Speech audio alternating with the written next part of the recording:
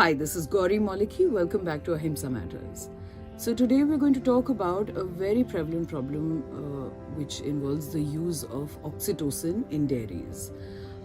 Basically, oxytocin is a hormone which is given for therapeutic purposes by registered veterinary practitioners in certain cases. But we see that in Indian dairies across the country, it is widely used for a non-therapeutic purpose. So what is that purpose? So when cows and buffaloes have babies, nature provides for their udders to have milk so that that infant gets nutrition. In order to get as much milk out of them for commercial purposes, what the dairy owners do is that they remove the babies immediately from the mothers. Either they get killed or sent for slaughter or starved to death, and some of them are even given some grain and fed to be reintroduced into the dairy business later. But without the baby, the mother refuses to give milk, refuses to let down the milk because she has the capacity to hold up the milk. Buffaloes, even more than cows, they hold up the milk.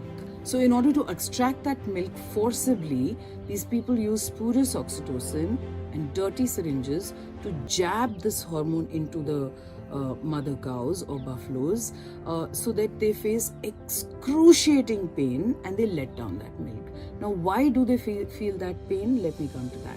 Oxytocin is basically a hormone that is naturally produced in the body of a female mammal when childbirth is happening. So jabbing oxytocin into them in the morning and evening during each milking time basically means giving labor pains to these animals twice a day, every day of their productive life. This can be stopped. The non-therapeutic use of oxytocin is a cognizable offence under Section 12 of the Prevention of Cruelty to Animals Act. In fact, it has the harshest penalties in the Act.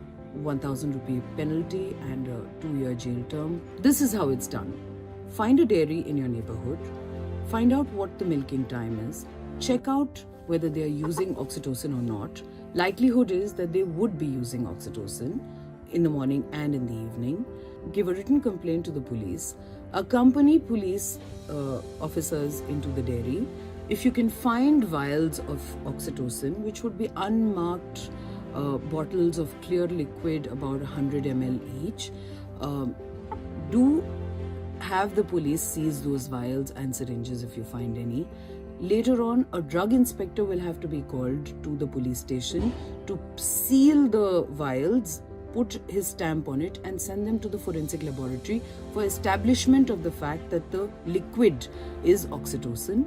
You definitely have to ask the dairy owner if he has a prescription to buy such oxytocin and if he has a receipt of purchase from a licensed pharmacy, which he would not have if he is giving it in a non-therapeutic manner morning, evening, only for milk letdown. This simple report will have a big impact. Not only is the spurious oxytocin and non-therapeutic use of this hormone harming animals, but is possibly damaging human health too. You can report it and make a big difference to the lives of these animals.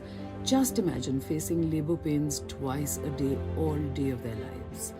We can not only encourage dairy owners thereby to keep the babies with the mothers so that they let the milk down easily, but prevent infliction of unnecessary pain, hideous unnecessary pain on these animals. In the description of this video, you will find a stepwise account of how to report oxytocin in dairies.